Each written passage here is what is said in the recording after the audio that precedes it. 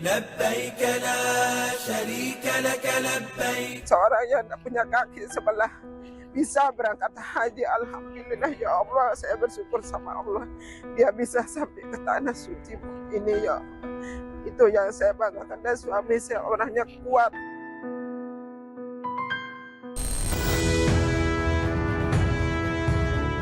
Seluruh fase penyelenggaraan ibadah haji sudah berjalan dengan baik, mulai dari pemberangkatan, puncak haji, hingga pemulangan.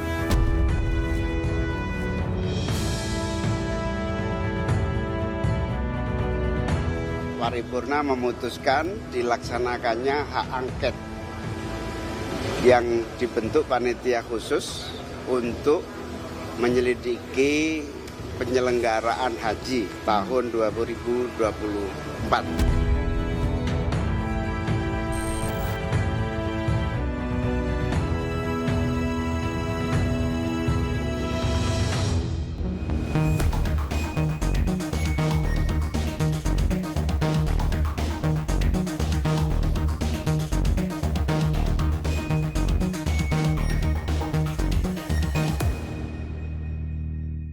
لبيك اللهم لبيك لبيك لا شريك لك لبيك. Menunaikan ibadah haji menjadi impian seluruh muslim di dunia. Memiliki kesempatan untuk bisa menjadi tamu Allah tahun ini membuat pasangan suami istri lansia asal Yogyakarta senantiasa bersyukur. Dengan penuh kasih, Indrawati terus setia mendampingi sang suami Kapandi yang merupakan penyandang tunadaksa. Kan laki-laki dengan perempuan kepisah, jadi saya lepas dia di tempat laki-laki, saya suruh dia diam, tidak usah kemana-mana sampai saya datang. Begitu saya sholat di tempat perempuan kepisah, tapi suami saya setianya, dia menunggu sampai kapan saya datang. Saya suruh dia diam, saya datang jemput dia. Jadi saya jemput dia ke sini setiap hari begitu sampai sholat. Pekerjaan saya antar, saya lepas, saya lari ke tempat yang perempuan. Saya selesai sholat, saya lari ke sini ambil dia, baru saya bawa ke hotel. Kadang-kadang maghrib isya saya tak pulang karena daripada khawatir sekali, Mas. Saya sangat khawatir karena dia ini seorang yang tak punya kaki sebelah.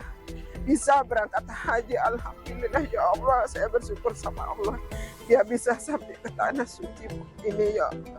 Itu yang saya banggakan, dan suami saya orangnya kuat sekali, dia sangat bertahan dengan kehidupan, semangatnya tinggi. Jadi saya itu tidak akan sia-siakan kesempatan ini. Sukacita menjalankan ibadah haji juga dirasakan Suroso, jemaah haji asal Kebumen, Jawa Tengah. Meski dunianya gelap gulita, namun cahaya ilahi menuntun Suroso menuju ke Baitullah. Tahun aslinya nggih tahun 2015 kula kelampan tahun 2012. Sing biayai anak kula nika Sutanti. Geling kali sareng-sareng kali ngriya, tapi sing kathah nika. Keberangkatan Suroso ke Tanah Suci tak lepas dari peran anak sulungnya Sukanti yang rela merantau ke negeri jiran, bekerja sebagai pekerja migran. Perasaannya saya tuh happy sebab dia bisa tercapailah cita-citanya untuk ke tanah Madinah, ke tanah Mekah untuk naik haji gitulah. Jadi saya bersyukur juga bisa mengabulkan, ya mungkin rezeki dari Allah lah, tapi kan melalui saya. Tapi alhamdulillah kalau mereka lihat orang kayak Bapak ya, orang istimewa itu dia ada sedikit dikasih tempat gitulah senangnya gitu. Tapi Bapak saya pun saya bilang kalau saya belum datang jangan mau ikut gimana-mana, duduk saja, nanti kalau udah siap sembahyang sunat apa semua saya inilah ambil dia gitu. Musim haji tahun 1445 Hijriah, sebanyak 44.795 jemaah haji dengan usia 65 tahun ke atas menjadi bagian dari 241.000 tamu Allah yang akan melaksanakan rukun Islam kelima. Waktu itu jadi ada jamaah nenek-nenek Jadi dia itu paspornya bermasalah, yang mana harus nginep di sini di kantor, terus di kamar tuh sendirian. Itu sedih-sedih deh, pokoknya kan aku tuh udah nggak punya nenek kan dari 2012. Dulu tuh cuma bisa ngerasain punya nenek sama punya umpi. Aku manggil umpi itu uyut perempuan.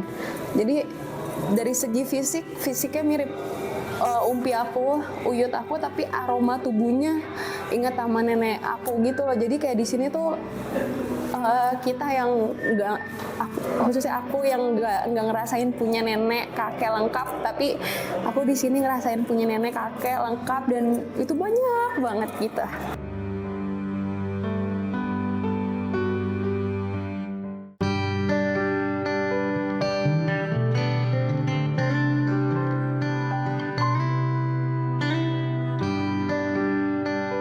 Kisah inspiratif perjalanan haji tahun ini tak hanya datang dari jemaah haji, namun juga dari petugas haji Indonesia. Ialah Rahmat, pria asal Lampung Barat yang mengabdi sebagai petugas penyelenggara ibadah haji atau PPIH 2024. Terlahir tunadaksa, tak membuat Rahmat patah semangat. Senyum sumringah Rahmat menjadi ciri khasnya saat menyambut para jemaah calon haji Indonesia. Ya, yakinlah bahwa di setiap kekurangan pasti ada kelebihannya. Mungkin teman-teman yang terlihat sempurna pun pasti ada kekurangannya, dan mungkin justru kita yang nampak kekurangannya ini justru harus bersyukur, karena kekurangan kita sudah nampak, artinya kita bisa menghandle itu. Kekurangan kita sudah nampak, tinggal kita munculkan kelebihan kita aja. Ibadah haji adalah panggilan ilahi. Meski sudah berada di tanah suci, namun tidak semua orang bisa berhaji. Salah satunya adalah Sayudi Prastopo, mengayuh sepeda puluhan ribu kilometer selama 7 bulan lamanya dari Alas Purwo, Banyuwangi, Jawa Timur menuju ke Mekah. Lelaki paruh baya ini harus menunda mimpinya berhaji karena terkendala visa. Memang ada suatu doa sama Allah. Kuatkan aku dengan tauhid-Mu ya Allah. Bisa mentauhidkan Allah 100%. Gimana caranya? Dengan tidak apa-apa tapi Allah bisa menjaga saya setiap waktu. Jika sesuatu saya butuhkan, Allah langsung kasih. Entah itu makanan, minuman dari hamba-hamba yang Allah pilih. Dan aku yakin bahwa hati manusia itu Allah genggam. Insya Allah, saya berjalan sampai sekarang ini dimudahkan semua, Pak. Kalau memang ada Allah kasih kesempatan haji, saya akan jalanin. Tapi kalau memang regulasi di sini nggak boleh, ya sebagai bangsa yang taat sama aturan, ya kita ikutin aturannya. Jangan kita paksa. Kita nggak punya hak untuk itu. Kalau memang nggak boleh, ya udah saya balik. Nanti begitu saya nanti dapat tasrih atau visa haji, saya akan naik sepeda lagi, Pak. Pemerintah Arab Saudi dan Indonesia menerapkan sejumlah peraturan baru demi menjaga keamanan dan keamanan jemaah haji. Mampukah peraturan ini menangkal jemaah haji ilegal? Sesaat lagi, tetap di iNews Files.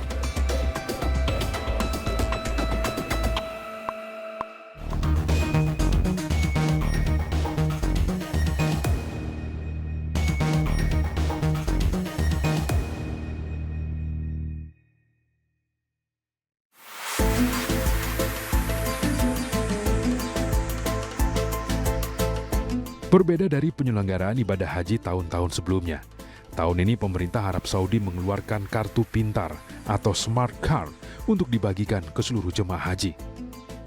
Kartu elektronik yang disebut nusuk ini dibuat khusus untuk memberikan pelayanan kepada jemaah haji ini, juga bisa dipindai untuk mengetahui data jemaah. Penggunaan nusuk juga untuk mencegah masuknya jemaah haji dengan visa di luar prosedural. Nusuk sekaligus juga berfungsi sebagai kartu akses masuk jemaah haji ke Padang Arafah. Tanpa nusuk, jemaah tidak diperbolehkan memasuki Arafah untuk mengikuti prosesi puncak ibadah haji. Smart card itu adalah kartu yang nanti akan dipakai oleh jamaah haji untuk masuk ke masyair Arafah, Muzdalifah, dan Mina. Oleh karena itu, setiap jamaah yang akan masuk ke area masyair wajib mengenakan semadka. Teknis pembagiannya kami akan menyampaikan kepada sektor.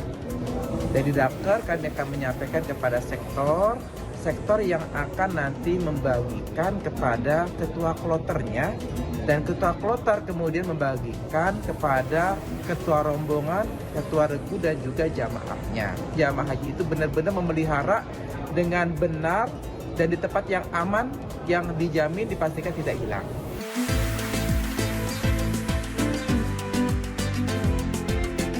Pada pelaksanaan ibadah haji tahun ini, Indonesia mendapatkan 241.000 kuota jemaah haji. Jumlah tersebut merupakan kuota jemaah haji terbesar dalam sejarah yang didapatkan oleh pemerintah Indonesia. Tentu untuk tantangan tahun ini bagaimana pengalaman tahun lalu 2023 itu tidak terulang, yaitu terjadinya waktu yang cukup lama di Musdalifah. Semua rangkaian ini saling terkait dan tentu sebagai Kasatgas Arafah hal ini menjadi tantangan tersendiri. Dengan konsepsi murur yang tahun ini coba diimplementasikan pada tahun 2024, alhamdulillah berjalan dengan baik. Sebagaimana kita lihat ada konsepsi murur, ada untuk safari wukuf jamaah lansia yang disabilitas, juga ada safari wukuf untuk jamaah haji yang dalam kondisi kesehatan kurang baik yang dilaksanakan di KKHI.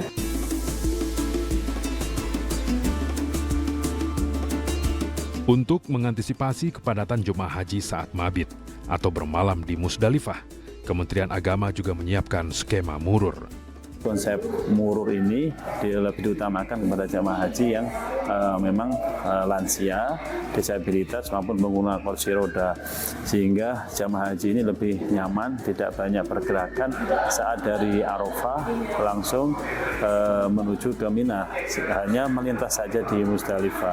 Hal ini menyingkat waktu dan tentu tenaga maupun secara fisik jamaah haji kita bisa lebih efisien, lebih dihemat saat nanti proses mabit di Mina. Karena murur ini memotong waktu jamaah-jamaah tertentu itu dia tidak mabit di Musdalifah, dia hanya lewat aja di Musdalifah, dan ini hampir sepertiga ya kalau nggak salah dari ini ya, dari jumlah jamaah haji itu. Alhamdulillah, karena memang kepadatan di Musdalifah ini di mana dia langsung di atas ini ya, di beratap langit lah, dengan suhu kalau memang malam dingin luar biasa, ini bisa meningkatkan resiko kekambuhan penyakit sebenarnya. Dengan diterapkan murur pada jamaah-jamaah yang risiko tinggi, ini sangat membantu mereka untuk mengendalikan jangan sampai terjadi kedaruratan pada penyakit-penyakit bawaan yang memang sudah mereka bawa dari tanah air. Meski masa operasional jemaah haji dinilai lancar dan sukses, mengapa tim Was Haji DPR membentuk Pansus Haji? Selengkapnya sesaat lagi, tetap di iNews Files.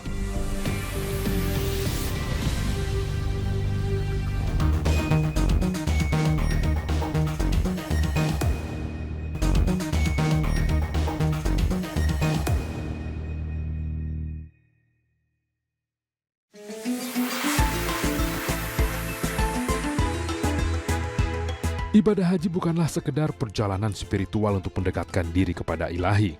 Haji juga merupakan perjalanan yang menguras fisik dan emosi. Jangan lupa bahwa haji itu adalah fisik. Sehingga kalau memang sudah niat untuk berangkat dan sudah yakin bahwa insya Allah 1 tahun depan berangkat, maka dalam 1 tahun itu lakukanlah latihan untuk peningkatan kebugaran fisik.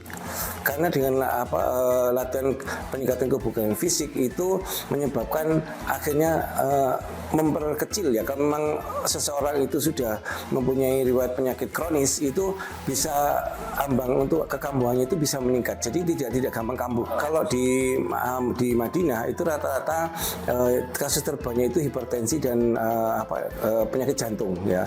Tapi kalau di Makkah itu yang terbanyak adalah penyakit paru, pneumonia, dan juga yang kedua penyakit hipertensi dan penyakit jantung. Itu karena memang ketika di Mekah itu kan terjadi pengumpulan massa yang mass gathering dalam jumlah yang banyak dari berbagai negara, sehingga kita tidak tahu apakah jamaah-jamaah dari negara lain itu membawa penyakit-penyakit tertentu.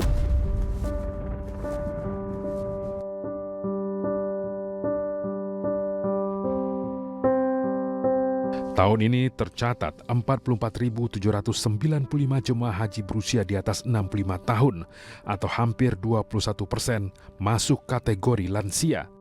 Kelengkapan fasilitas yang ramah lansia dan disabilitas serta kesigapan para petugas haji dalam melayani jemaah menjadi kunci sukses program haji ramah lansia. Alhamdulillah sangat bagus sekali. Macam kalau dalam tiap titik itu dari pagi sampai ke malam dia sentiasa ada di mana-mana. Saya selalu lihat macam tadi pagi itu ada orang pingsan, terus gak usah cari jauh-jauh lah, memang ada juga di situ. Itulah alhamdulillah, jadi nggak kerepotan lah tentang ini. Saya pun ada banyak nomor telepon, macam bu dokter dikasih nomor telepon, macam suster gitu dikasih nomor, perawat gitu. Sama istri ya, mengesankan ya, menyenangkan. Menyenangkannya itu semua sarana fasilitasnya dicukupi dan lain-lain dicukupi semua. Mudah-mudahan budi baik dari bapak-bapak yang membantu saya itu. Ada petugas bantu bapak? Dari itu udah kalau saya keluar itu mendapat imbalan dari Allah. Dari 213.320 kuota jemaah haji reguler, hanya 45 jemaah yang tidak berangkat. Selama operasional haji, tercatat 461 jemaah wafat. Jemaah yang wafat di Tanah Suci dimakamkan di pemakaman Baqi di Madinah atau Ma'la di Makkah.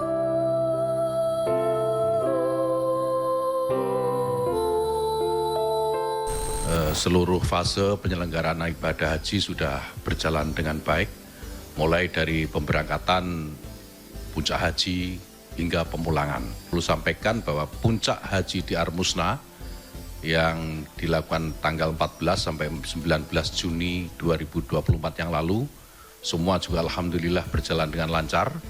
Dan alhamdulillah seluruh tahapan sekarang ini sudah selesai dan saya nyatakan operasional haji 1445 Hijriah 2024 Masehi berakhir.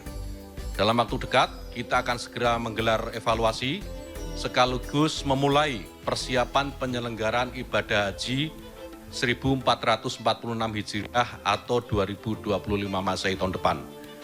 Kita semua tahu Arab Saudi sudah mengumumkan bahwa kuota haji Indonesia tahun 2025 sama dengan tahun ini sebanyak 221.000.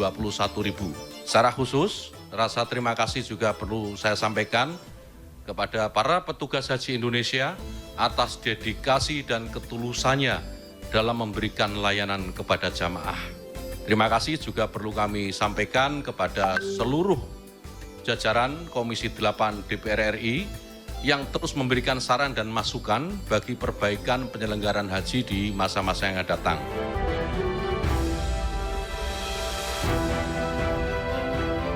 Meski penyelenggaraan operasional haji dinilai sukses oleh sebagian besar jemaah, namun tim pengawas haji DPR tidak seia sekata.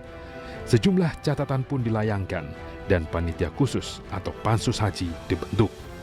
Paripurna memutuskan dilaksanakannya hak angket yang dibentuk panitia khusus untuk menyelidiki penyelenggaraan haji tahun 2024. Atau 1445 Hijriah.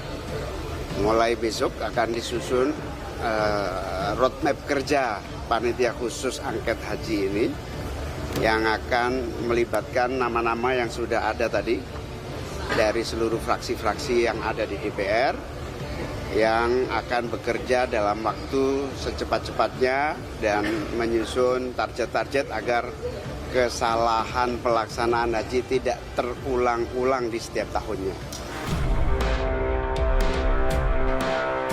Ibadah haji bukanlah ajang jual beli, mencari komisi atau politisasi, karena melayani jemaah haji adalah tugas suci. Jadi, jangan bilang Anda tidak tahu akan permasalahan ini, karena kami sudah memberitahukannya.